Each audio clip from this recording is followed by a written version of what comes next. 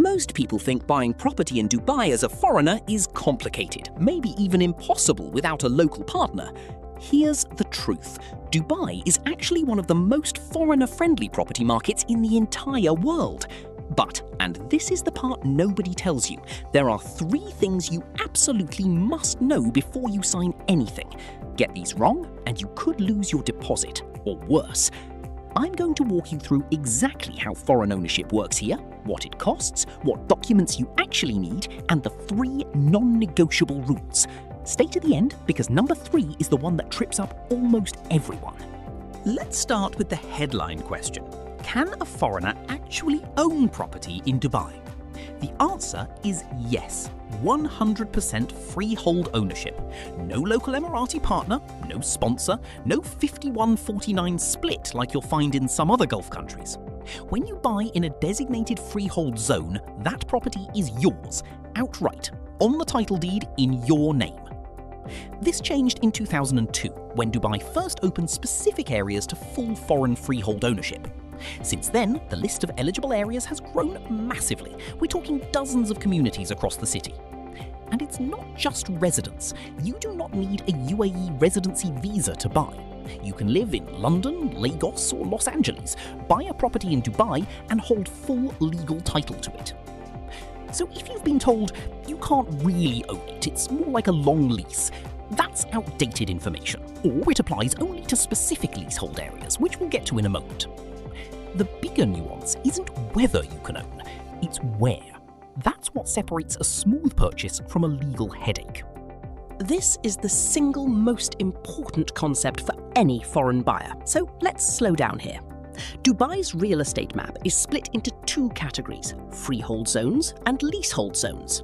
In a freehold zone, foreigners can own the property and the land it sits on forever with full transferable title. Areas like Dubai Marina, downtown Dubai, Palm Jumeirah, Jumeirah Village Circle, Business Bay, Dubai Hills Estate, and Arabian Ranches fall into this category. These are the names you'll hear most often in expat property conversations, and for good reason. They're where the vast majority of foreign buyers purchase. In a leasehold zone, you can lease the property, typically for a long term, often up to 99 years, but you don't hold the underlying land title. Ownership eventually reverts. This is more common in older, more central parts of the city, outside the designated freehold master developments. Fotch plays here. Here's the mistake I see constantly.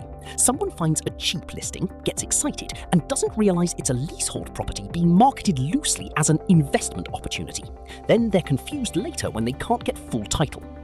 Rule of thumb, before you fall in love with any listing, confirm in writing whether the building sits inside an officially designated freehold master development. Your agent should be able to show you this instantly. If they can't, that's a red flag, not a technicality. Now let's talk about the part that gets people on a plane. Taxes, or rather, the lack of them. Dubai, and the UAE more broadly, has no personal income tax. That means rental income from your Dubai property isn't taxed at the individual level the way it would be in the UK, the US, or most of Europe. There's also no capital gains tax on property sales for individuals. If you buy a unit for one price and sell it for significantly more a few years later, that profit isn't clipped by the government the way it typically is elsewhere. And there's no inheritance tax on property held in the UAE, though how it passes to your heirs still depends on your nationality, your will, and whether you've registered one through the DIFC will service or a similar mechanism. This is worth getting proper legal advice on. It's not something to assume based on general rules alone. What you will pay. A one-time Dubai Land Department transfer fee, typically around 4% of the property value at the time of registration, plus admin and agency fees. There's also an annual housing fee tied to your DIWA, utilities bill, if you live there. These aren't taxes in the traditional sense, but budget for them. They add up. So low ongoing tax burden, yes. Zero cost to transact, no. Don't let anyone tell you it's completely free to buy here. Let's get practical. What paperwork does a foreigner actually need to buy? If you're a cash buyer, the requirements are refreshingly simple. Your passport is often the primary document needed to initiate a purchase and register at the Dubai Land Department. That's it for identity. No local sponsor, no residency requirement, no UAE bank account mandated just to start the process.